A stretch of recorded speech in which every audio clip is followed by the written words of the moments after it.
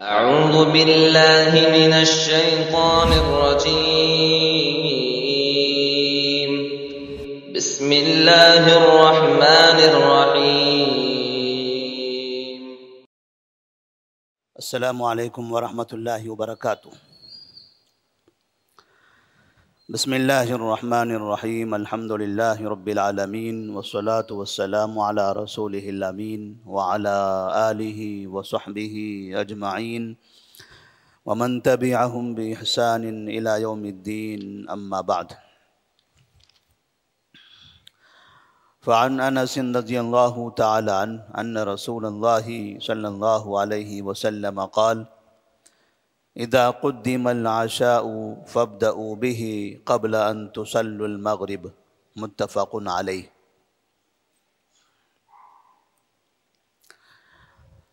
اس سے پہلے کہ دروس میں سلسلے وار سترے کے مسائل کا تذکرہ گزر گیا کہ سترے کا استعمال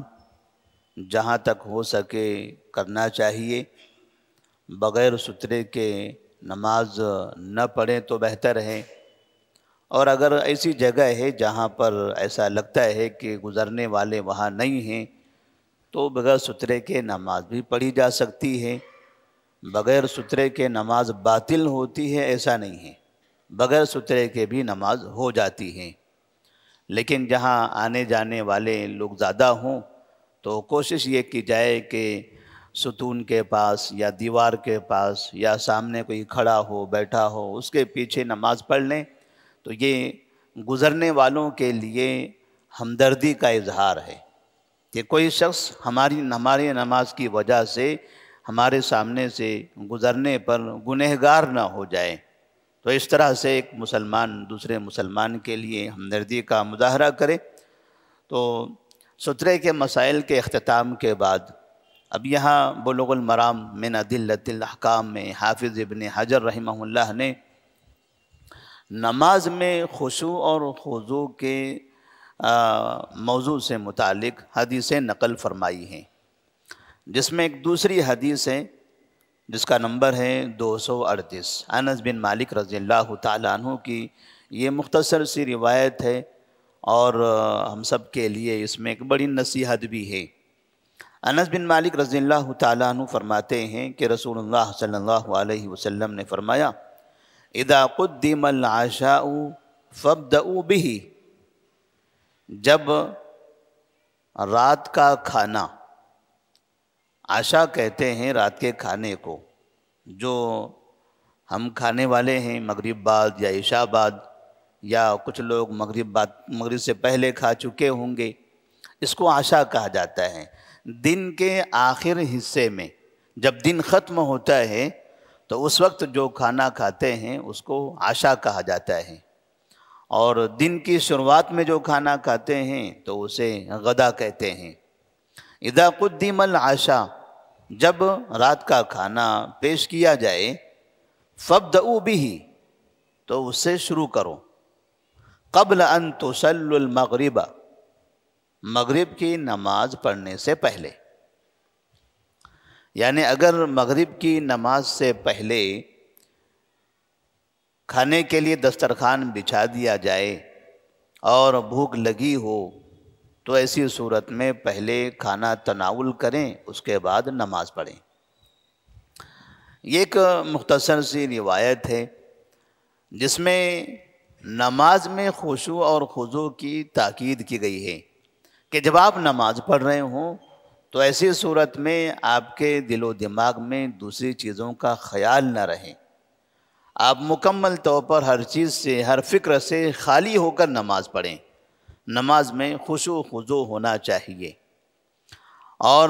بسا اوقات اگر آدمی کو زیادہ بھوک لگی ہو تو نماز میں اس کا خیال آتا ہے، یا اگر قضائے حاجت لگی ہو تو پھر نماز میں وہ چیز خلل پیدا کرتی ہے۔ تو چاہے کھانے کی طلب ہو یا قضائے حاجت کی طلب ہو، اس کی وجہ سے آدمی کو نماز میں خلل واقع ہوتا ہے۔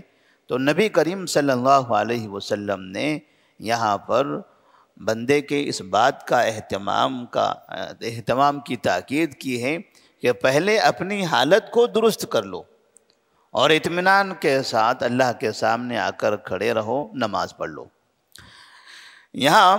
فَابْدَؤُوا بِهِ قَبْلَ أَن تُصَلُّوا الْمَغْرِبَ، تو تم اس سے شروعات کرو مغرب کی نماز پڑھنے سے پہلے، جس سے بعض محدثین نے یہ ثابت کیا ہے کہ اس سے ایک بات یہ سمجھ میں آتی ہے کہ نبی کریم صلی اللہ علیہ وسلم کے زمانے میں رات کا کھانا مغرب سے پہلے کھایا جاتا تھا، اور مغرب سے پہلے رات کا کھانا کھایا جانا یہ آج بھی کئی جگہوں پر ہے۔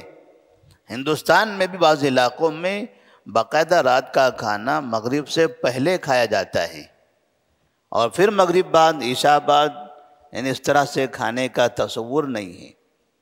بہت سے علاقوں میں مغرب کی نماز کے فوراً بعد رات کا کھانا کھانے کا اہتمام ہوتا ہے، اور یہ جو شہر اور شہر کی ترقی اور شہر کی مصروفیتیں جب سے ہوئی ہیں، اس سے پہلے تک آج بھی شہروں میں بھی اور گاؤں میں بھی جو آج موجود ہیں، جہاں پر لوگ کھیتی باڑی کرتے ہیں اور دیگر کاموں میں مصروف رہتے ہیں، مغرب کی نماز کے فوراً بعد وہ رات کا کھانا کھا لیتے ہیں۔ تو جہاں اگر مغرب کی نماز کے بعد کھانے کا اہتمام ہو رہا ہے تو وہ مغرب بعد کھائے، مغرب سے پہلے اہتمام ہوتا ہے تو مغرب سے پہلے کھائے، عشاء کے بعد اہتمام ہوتا ہے تو عشاء کے بعد کھائے، انسان کی طبیعت کے حساب سے ہے۔ لیکن کوشش یہ کریں کہ رات کا کھانا تاخیر سے نہ کھائیں، کیونکہ نبی کریم صلی اللہ علیہ وسلم کے اس حدیث سے سمجھ میں آتا ہے کہ آپ صلی اللہ علیہ وسلم اور صحابہ رضی اللہ تعالی عنہم مغرب سے پہلے اس کا اہتمام کر لیا کرتے تھے۔ تو یہاں پر کھانے کو نماز سے جو جوڑا گیا ہے، یہ بتانے کے لیے چاہے ظہر ہو، عصر ہو، مغرب ہو، عشاء ہو یا فجر ہو، کوئی بھی نماز ہو، جب آپ نماز پڑھنے کے لیے آتے ہیں تو مکمل طور پر یکجہتی کے ساتھ آئیں۔ نماز پڑھتے ہوئے یا نماز کو آتے ہوئے آپ کے پاس ایسی کوئی مصروفیت نہ ہو یا ایسی کوئی حاجت نہ ہو کہ نماز میں بھی آپ کا دل اسی میں لگا ہوا ہو۔ حتیٰ کہ علامہ ابن عثیمین رحمہ اللہ نے لکھا ہے کہ اگر فرض نماز جماعت کے ساتھ چھوٹنے کا امکان ہے اور آپ کو بھوک لگی ہو اور گھر میں کھانے کے لیے دسترخوان بچھا دیا گیا ہو، کھانا تیار ہو، تو آپ پہلے کھانا کھا لیں، گرچہ کہ آپ کی باجماعت نماز چھوٹ جائے، کیونکہ اگر آپ کو بھوک لگی ہے اور اسی حالت میں آپ نماز میں شریک ہو رہے ہیں تو ایسی صورت میں نماز میں آپ کا دھیان ادھر ادھر بھٹکے گا۔ لیکن اگر بھوک اس حالت میں نہیں لگی ہے کہ آپ کا دھیان بھٹکے، آدمی کو کھانے کی ضرورت تو ہے لیکن اتنی ضرورت نہیں ہے کہ نہ کھائے تو آدمی پریشان ہوگا، تب ایسی صورت میں آدمی نماز پڑھنے کے لیے آئے۔ اور جیسے عمومی طور پر ہمارے ساتھ ایسا ہی ہوتا ہے، کیونکہ آج کل لوگ دن بھر میں وقتاً فوقتاً کھاتے ہی رہتے ہیں، اس لیے جب کھانے کا وقت آتا ہے تو اتنی زیادہ بھوک نہیں لگتی ہے کہ آدمی کا دھیان بھٹک جائے، چاہے مغرب کی نماز کے لیے ہو یا عشاء کی نماز کے لیے ہو۔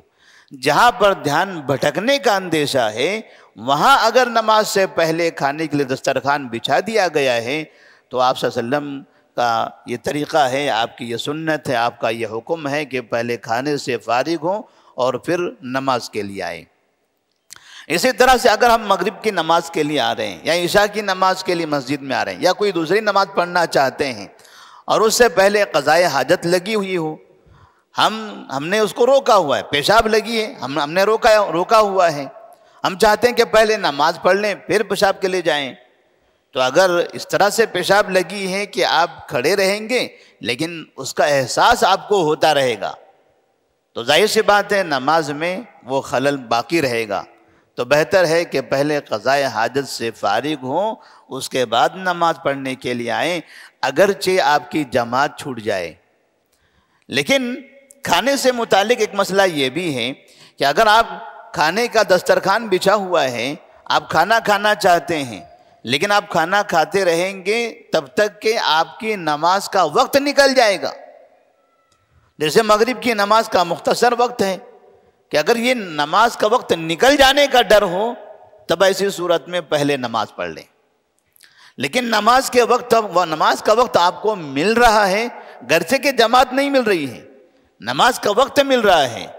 اور آپ کو کھانے کی زیادہ ضرورت ہے، زیادہ بھوک لگی ہے، جماعت میں شریک ہو جائیں گے تو جماعت میں نماز آپ اطمینان کے ساتھ نہیں پڑھ پائیں گے. تو ایسی صورت میں پہلے آپ کھانا کھا لیں اور اس کے بعد مسجد میں آئیں اور اطمینان کے ساتھ نماز پڑھ لیں. کیونکہ اللہ تبارک و تعالیٰ نے قرآن مجید میں بھی اس بات کی تاکید فرمائی ہے کہ نماز کو اطمینان کے ساتھ خشوع خضوع کے ساتھ پڑھیں، اور نبی کریم صلی اللہ علیہ وسلم نے خشوع خضوع کے ساتھ نماز پڑھنے کی تاکید کی ہے. اللہ سے دعا ہے کہ اللہ تبارک و تعالیٰ ہم تمام کو اطمینان کے ساتھ نماز کے لیے آنے کی اور خشوع خضوع کے ساتھ نماز پڑھنے کی توفیق عطا فرمائے. السلام علیکم ورحمۃ اللہ وبرکاتہ.